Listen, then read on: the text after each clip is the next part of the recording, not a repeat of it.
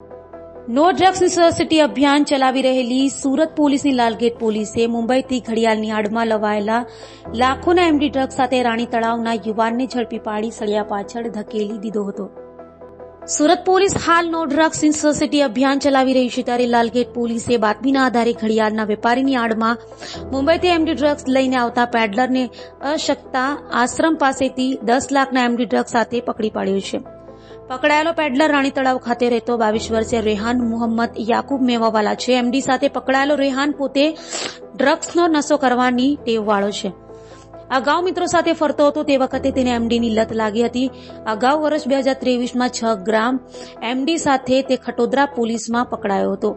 લાલગેટ પોલીસે તેની પાસેથી 9,95,000ની કિંમતનો 99.57 ગ્રામ એમડી ડ્રગ્સ કબજે કર્યો હતો. એમડી ડ્રગ્સ એ ટ્રેન દ્વારા મુંબઈમાં કુર્લા ખાતેથી લાવતો હોવાની વાત પોલીસને જણાવી છે.